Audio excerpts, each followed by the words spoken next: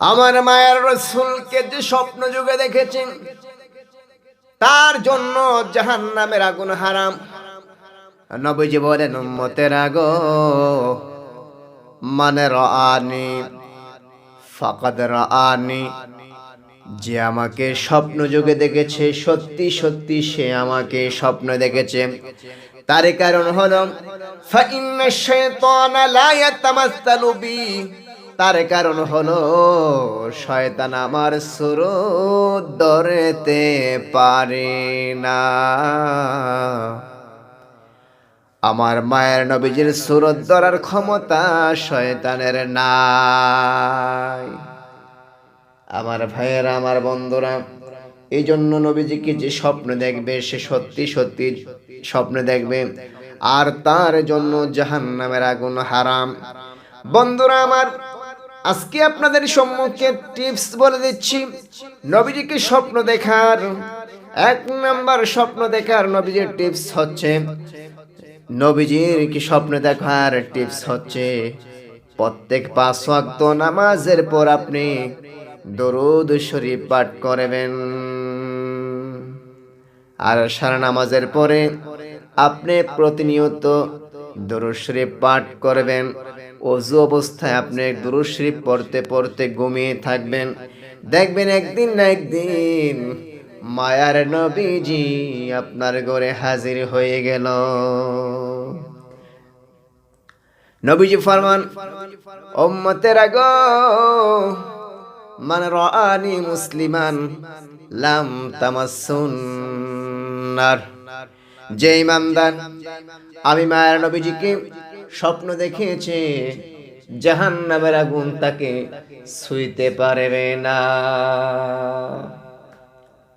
আমার ভাইয়েরা, বিখ্যাত মুহাদ্দিস আল্লামা সাখাবী রহমাতুল্লাহ আলাই এবং কোন মুহাদ্দিসিন বর্ণনা করেন, মুহাম্মদ ইবনে সাদ ইবনে মাতরুব নামক একজন বুজুর্গ শয়নের পূর্বে নির্দিষ্ট সংখ্যক দুরূদ শরীফ পাঠ করতেন।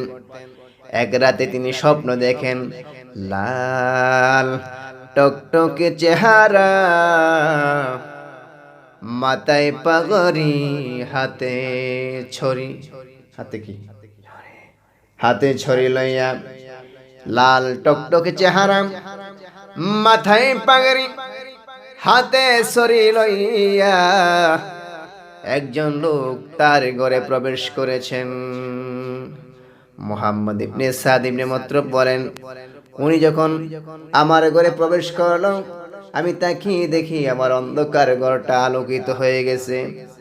আমি হঠাৎ করে তাকিয়ে দেখি আমার ঘরটা এমন আলোকিত হয়ে গেছে আর ঘরের মধ্যে সুঘ্রাণ আসতেছে। আমি বললাম, আপনি কে গো, কে